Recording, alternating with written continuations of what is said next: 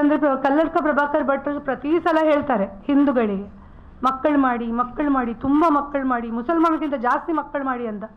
ಅವ್ರು ಹೇಳಲಿಲ್ಲ ಮದುವೆ ಆದ ಮೇಲೆ ಮಕ್ಕಳು ಮಾಡಿ ಅಂತ ಹೇಳಲಿಲ್ಲ. ಕೃಷ್ಣರಾವ್ ಅವನದೇ ಒಂದು ಶಿಷ್ಯ ಅಲ್ಲ, ಅದನ್ನು ಅವನು ಪರಿಪಾಲನೆ ಮಾಡಿ ಈಗ ಮಕ್ಕಳು ಮಾಡಿದ್ದಾನೆ. ಕಲ್ಲಡ್ಕದಲ್ಲಿ ನಾನು ಇನ್ನೊಂದು ಪ್ರೆಸ್ ಕರೆದು ನಿಮಗೆ ಟೈಮ್, ಡೇಟ್, ವೆನ್ಯೂ ಎಲ್ಲ ಹೇಳ್ತೇನೆ. 24th ನಾನು ಇಟ್ಕೊಂಡಿದ್ದೇನೆ. ಈಗ ಕಲ್ಲಡ್ಕ ಪ್ರಭಾಕರ್ ಭಟ್ರು ಜವಾಬ್ದಾರಿ ತಗೊಳ್ಬೇಕು. ಹಿಂದೂ ಹೆಣ್ಣು ಮಗಳು, ಅದು ಬೇರೆ ಧರ್ಮದ ಹೆಣ್ಣು ಮಗಳಲ್ಲ, ಹಿಂದೂ ಹೆಣ್ಣು ಮಗಳಿಗೆ ಅನ್ಯಾಯ ಆಗಿದೆ. ಅವರದೇ ಶಿಷ್ಯನಿಂದ ಕರೆಸಿ ಬುದ್ಧಿ ಹೇಳಿ ಒಂದು ಮದುವೆ ಆಗಿ ಮಾರೆ ಅಂತ ಹೇಳ್ಬೋದಲ್ಲ.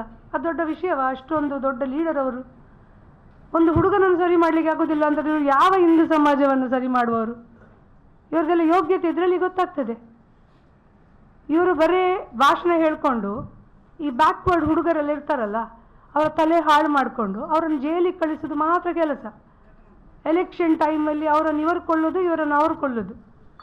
ಈ ಪ್ರೆಸೆಂಟ್ ಕಮಿಷನರ್ ಬಂದ ಮೇಲೆ ಎಲ್ಲ ಸರಿಯಾಗಿದೆ. ಈಗ ಫಸ್ಟಿಗೆ ಲೀಡರ್ಸ್ಗಳನ್ನು ತೆಗೆದು ಒಳಗಾಕ್ಬೇಕು. ಈಗ ಅದನ್ನು ಮಾಡ್ತಾ ಇದ್ದಾರೆ ಅವರು. ಅವರ ಮೇಲೆ ಕೇಸ್ ಆಗ್ತಾ ಇದೆ. ಹಾಗಾಗಿ ಈಗ ಮುಚ್ಕೊಂಡಿದ್ದಾರೆ. ಈಗ ಕಲ್ಲಡ್ಕ ಪ್ರಭಾಕರ್ ಅವರ ಯೋಗ್ಯತೆ ಉಂಟು ಅಂತಾದರೆ ಈ ಹುಡುಗಿ ಮತ್ತು ಹುಡುಗನಿಗೆ ಮದುವೆ ಮಾಡಿಸ್ಬೇಕು. ತಾಕತ್ತಿಲ್ಲ ಅಂತಾದರೆ ಅವ್ರು ಯಾವ ಸೀಮೆ ಲೀಡರ್ ಅವರು? ಹಿಂದೂ ಲೀಡರ್ ಅವರು. ಅವ್ರನ್ನ ನಾವು ಹೇಗೆ ಒಪ್ಕೊಳ್ಳೋದು? ಅವರು ಏನೂ ಮಾಡದೆ ಮುಸಲ್ಮಾನರ ಹತ್ರ ಹೋಗಬೇಡಿ, ಅವರ ಸಂಘಟನೆಗೆ ಹೋಗಬೇಡಿ, ಅವ್ರ ಹತ್ರ ನಮಗೆ ಬೇಕಲ್ಲ, ನಮಗೆ ಜನ ಸಪೋರ್ಟ್. ನಮಗೆ ಮುಸಲ್ಮಾನ ಹಿಂದೂ ಯಾರೂ ಇಲ್ಲ, ಎಲ್ಲರೂ ಮನುಷ್ಯರೇ. ಸಪೋರ್ಟ್ ಮಾಡೋರು ಬೇಕಲ್ಲ, ಇವಳಿಗೆ ನ್ಯಾಯ ಸಿಗಬೇಕಲ್ಲ. ಅವ್ರು ಹೇಳ್ತಾರೆ ಈ ಮಗುವನ್ನು ಸಾಂತ್ವನ ಕೇಂದ್ರಕ್ಕೆ ಬಿಡಬೇಕು. ನನ್ನ ಹತ್ರ ರೆಕಾರ್ಡ್ ಇದೆ, ನಾನು ಯಾವುದು ರೆಕಾರ್ಡ್ ಇಲ್ಲದೆ ಮಾತಾಡೋದಿಲ್ಲ. ಈ ಮೀಡಿಯೇಟರ್ಸ್ ಯಾರಿದ್ದಾರೆ, ಏನು ಮಾತಾಡಿದ್ದಾರೆ, ಅದರ ರೆಕಾರ್ಡ್ ನನ್ನ ಹತ್ರ ಇದೆ. ಅದು ನೆಕ್ಸ್ಟ್ ನಾನು ರಿಲೀಸ್ ಮಾಡ್ತೇನೆ.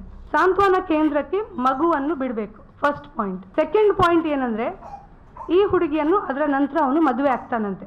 ಥರ್ಡ್ ಪಾಯಿಂಟ್ ಏನಂದ್ರೆ ಮದುವೆ ಆದ ಮೇಲೆ ಡೈವೋರ್ಸ್ ಕೊಡ್ತಾನಂತೆ ಇಮಿಡಿಯೇಟ್. 50 ಲಕ್ಷ ರೂಪಾಯಿ ಪರಿಹಾರ ಕೊಡ್ತಾನಂತೆ. ಅವನ ಕೇಸನ್ನು ಮದುವೆ ಆಗುವ ಮೊದಲು ಡಿಸ್ಪೋಸ್ ಮಾಡ್ಬೇಕಂತೆ. ಇದು ಯಾವ ರೀತಿಯ ನ್ಯಾಯ ಅಂತ ಗೊತ್ತಿಲ್ಲ. ದುಡ್ಡು ಯಾರು ಕೇಳ್ತಾ ಇದ್ದಾರೆ ಅಂತಾನೂ ಗೊತ್ತಿಲ್ಲ. ನಮಿತನಿಗಾಗ್ಲಿ ಪೂಜಳಿಗಾಗ್ಲಿ ಅವರ ಕುಟುಂಬಕ್ಕೆ ಇವರ ಈ ದುಡ್ಡು ಅಗತ್ಯ ಇಲ್ಲ. 50 ಲಕ್ಷ 8 ಲಕ್ಷ ಮಗುವಿದು ವ್ಯಾಲ್ಯೂ ಅವ್ರ ಪ್ರಕಾರ.